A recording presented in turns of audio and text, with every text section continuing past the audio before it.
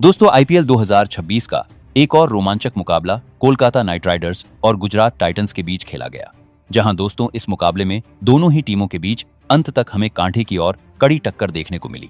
और दोस्तों इस मुकाबले में गुजरात टाइटंस के टीम ने टॉस जीता और पहले गेंदबाजी करने का फैसला किया। जवाब में कोलकाता नाइट राइडर्स की टीम को पहले बल्लेबाजी करने के लिए आमंत्रित किया। अब यह मुकाबला शुरू हुआ। कोलकाता नाइट राइडर्स की तरफ से सलामी बल्लेबाज के तौर पर कप्तान अजिंक्य रहणे और फिन एलन जैसा घातक ओपनर मैदान पर बल्लेबाजी करने के लिए उतरा, जहां दोस्तों पहले ही ओवर में मोहम्मद सिराज ने शानदार गेंदबाजी करते हुए ओवर में सिर्फ 5 रन खर्च करके कोलकाता पर दबाव डाल दिया। दूसरी ओवर में दोस्तों कप्तान अजिंक्य रहणे के बल्ले से हमें एकमात्र देखने को मिला। इसके बावजूद भी इस ओवर में कगिसो रबाडा ने किफायती गेंदबाजी की।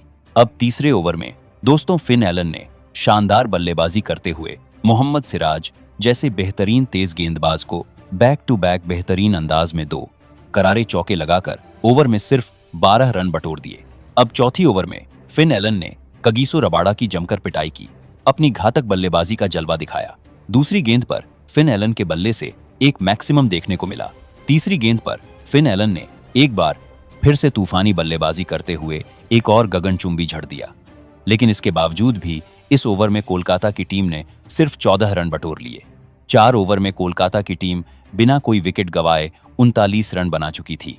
5वीं ओवर की दूसरी ही गेंद पर अजिंक्य रहणे के बल्ले से हमें एक और शानदार बाउंड्री देखने को मिली, लेकिन आखिरकार कोलकाता की टीम को पहला बड़ा झटका लगा। मोहम्मद सिराज ने शानदार गेंदबाजी करते हुए दोस्तों अजिंक्य रहणे को क्लीन बोल्ड कर दिया, उनके चारों खाने चित कर दिए और इस तरह से कप्तान अजिंक्य रहणे 14 गेंदों में 14 रनों की धीमी पारी खेलकर चलते बने। और इस ओवर में दोस्तों सिराज ने सिर्फ 8 रन ही खर्च किए। अब दोस्तों छठे ओवर में देखा जाए तो अंकुश रघुवंशी के बल्ले से हमें सिर्फ एक मैक्सिमम देखने को मिला। 6 ओवर के पावर प्ले में कोलकाता नाइट राइडर्स की टीम 1 विकेट के नुकसान पर 56 रन बना चुकी थी, यानी कि उनका पावर प्ले ठीक ठाक ही गया था। 7वें ओवर में रघुवंशी के बल्ले से हमें एक और मैक्सिमम देखने को मिला, तो वहीं पर इसके बाद 8वें ओवर से हमें फिन एलन का शो देखने को मिला। राशिद खान गेंदबाजी करने आए और पहली ही गेंद पर फिन एलन ने एक मैक्सिमम और गगनचुंबी के साथ इस ओवर की शुरुआत की। दूसरी गेंद पर फिन एलन के बल्ले से हमें एक और तूफानी और खतरनाक देखने को मिला, तो वहीं पर दोस्तों तीसरी गेंद पर भी फिन एलन ने एक करारा चौका लगाकर अपना अर्धशतक पूरा कर लिया, मात्र 21 गेंदों में, यानी कि फिन एलन अब खतरनाक अंदाज में नजर आ रहे थे। 9वें ओवर में फिन एलन ने एक बार फिर से तूफानी बल्लेबाजी करते हुए दूसरी ही गेंद पर एक और मैक्सिमम हिट झड़ दिया। और दोस्तों ओवर की अंतिम गेंद पर फिन एलन के बल्ले से हमें इस पारी का बेहतरीन देखने को मिला। 10वें ओवर में फिन एलन ने एक बार फिर से तूफानी बल्लेबाजी करते हुए तीसरी ही गेंद पर एक और तूफानी झड़ दिया। और इसी ओवर की अंतिम गेंद पर रघुवंशी के बल्ले से हमें एक और शानदार और बहुत ही खूबसूरत देखने लायक 6 देखने को मिला। दोस्तों 10 ओवर में कोलकाता नाइट राइडर्स की टीम 1 विकेट के नुकसान पर 116 रन बना चुकी थी। फिन एलन अपना गियर चेंज कर चुके थे। 11वीं ओवर में एक बार फिर से फिन एलन ने पहली ही गेंद पर एक और मैक्सिमम जड़ दिया। दूसरी गेंद पर फिन एलन के बल्ले से हमें एक और तूफानी देखने को मिला, तो वहीं पर चौथी एलन गेंद पर दोस्तों फिन एलन ने तूफानी बल्लेबाजी करते हुए एक और तूफानी बल्लेबाजी करते हुए खूबसूरत मैक्सिमम जड़ दिया। और ओवर की अंतिम गेंद पर फिन एलन ने एक शानदार चौका लगाकर 11वें ओवर में कुल 22 रन बटोर लिए, यानी कि फिन एलन काफी घातक बल्लेबाजी कर रहे थे। लेकिन 12वें ओवर में आखिरकार दोस्तों स्वाइस किशोर ने शानदार गेंदबाजी करते हुए फिन एलन जैसे घातक बल्लेबाज को राशिद खान के हाथों कैच आउट करवा दिया।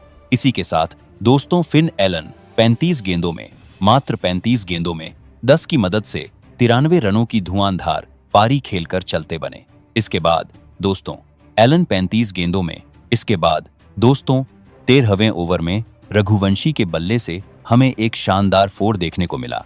और इसी ओवर की अंतिम गेंद पर दोस्तों रघुवंशी ने एक और मैक्सिमम लगाकर इस ओवर में 14 रन बटोर लिए।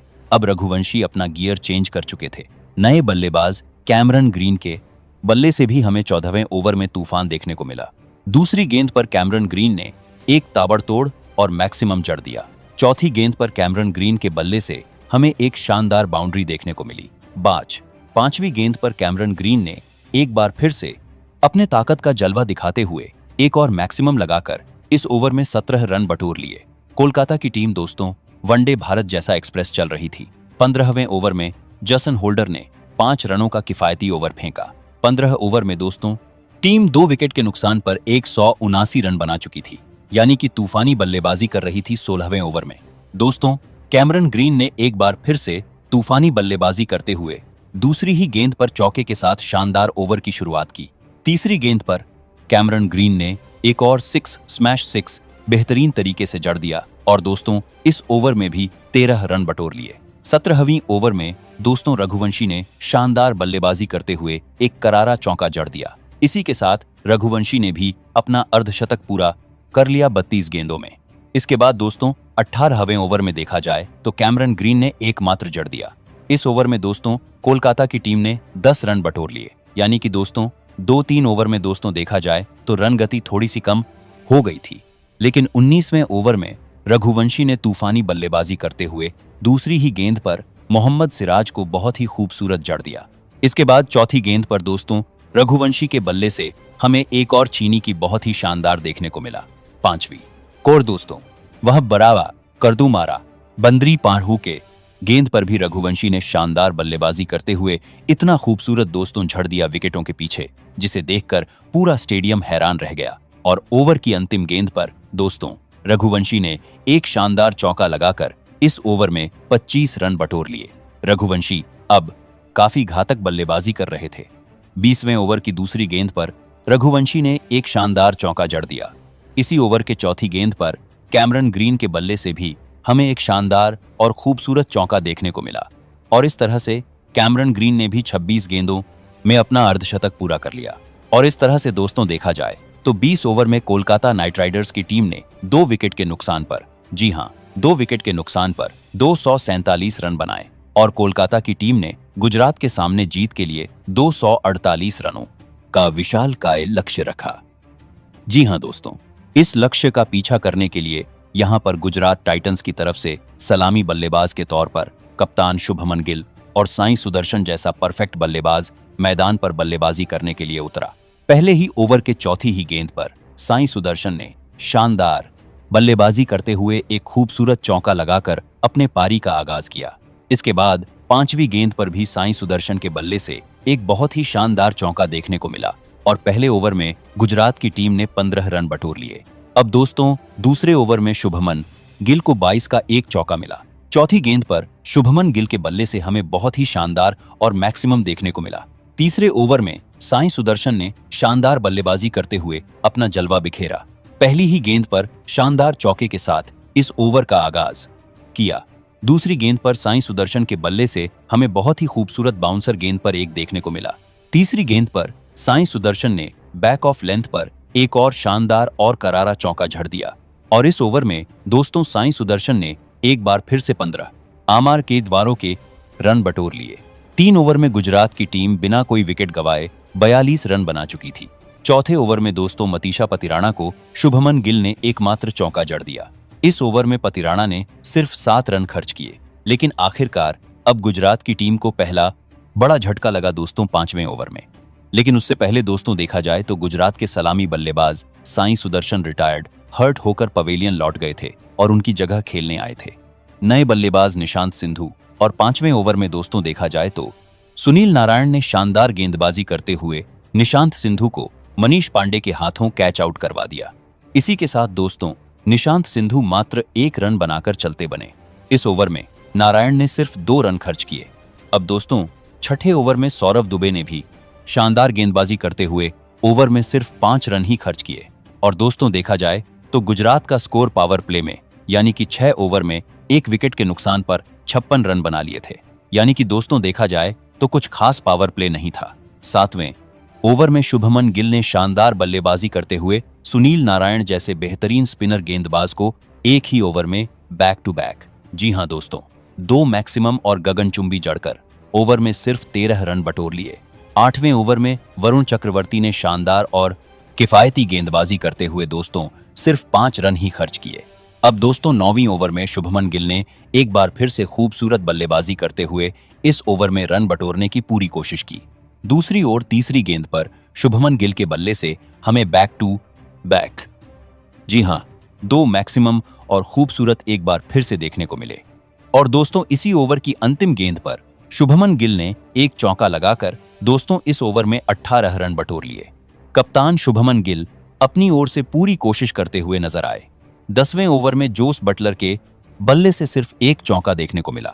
10 ओवर में दोस्तों गुजरात टाइटंस की टीम एक विकेट के नुकसान पर 101 रन बना चुकी थी। शुभमन गिल जोस बटलर के बीच अच्छी साझेदारी बन गई थी। इसके बाद 11वें ओवर में शुभमन गिल ने भागकर 1 रन लिया और इसी ओवर के अंतिम गेंद पर जोस बटलर के बल्ले से हमें एक खूबसूरत चौका देखने को मिला। लेकिन उससे पहले शुभमन गिल ने अपना अर्धशतक पूरा कर लिया। शुभमन गिल की कप्तानी यह पारी काबिले तारीफ है। दोस्तों 11 ओवर में गुजरात टाइटंस का स्कोर 1 विकेट के नुकसान पर 111 रन था। अब दोस्तों 12वीं ओवर में वरुण चक्रवर्ती ने शानदार और किफायती गेंदबाजी की। इस ओवर में वरुण चक्रवर्ती को जोस बटलर ने एकमात्र चौका जड़कर सिर्फ 11 रन ही बटोर लिए। 13वीं ओवर में दोस्तों देखा जाए तो जोस बटलर के बल्ले से सिर्फ एक चौका देखने को मिला और इस ओवर में भी गुजरात की टीम ने सिर्फ 8 रन बटोर लिए। गुजरात की टीम पर दबाव बढ़ता जा रहा था, खासतौर पर कप्तान शुभमन गिल पर। लेकिन दोस्तों अब 14वें ओवर में कप्तान शुभमन गिल ने क्या लज्जत भरी शानदार बल्लेबाजी की। दूसरी ही गेंद पर शुभमन गिल ने वरुण चक्रवर्ती को एक मैक्सिमम और गगनचुंबी बहुत ही दूरी वाला जड़ दिया। इसके बाद चौथी गेंद पर दोस्तों शुभमन गिल के बल्ले से एक शानदार बाउंड्री देखने को मिली। 5वीं गेंद पर शुभमन गिल ने एक बार फिर से खतरनाक बल्लेबाजी करते हुए सीधे मैदान पर खड़े रहकर इतना लंबा जड़ दिया कि पूरा स्टेडियम हैरान रह गया। और ओवर की अंतिम गेंद पर शुभमन गिल के बल्ले से तूफानी भरी रफ्तार से एक और शानदार बाउंड्री देखने को मिली और इस ओवर में दोस्तों गुजरात की टीम ने कुल 22 रन बटोर लिए। शुभमन गिल अब आक्रामक मूड में नजर आ रहे थे। दोस्तों 15वें ओवर में शुभमन गिल ने एकमात्र चौका जड़ दिया और इस ओवर में दोस्तों देखा जाए तो गुजरात की टीम ने कुल 11 रन बटोर लिए। 15 ओवर में गुजरात टाइटंस का स्कोर 1 विकेट के नुकसान पर 163 रन था। अंतिम 30 गेंदों में दोस्तों गुजरात टाइटंस की टीम को जीत के लिए मात्र 50 रनों की जरूरत थी। उसके बाद जैसे ही मैच आगे बढ़ा वैसे ही गुजरात मुकाबला से बाहर जाता दिख रहा था और फाइनली कोलकाता ने 29 रनों से जीत गया। धन्यवाद।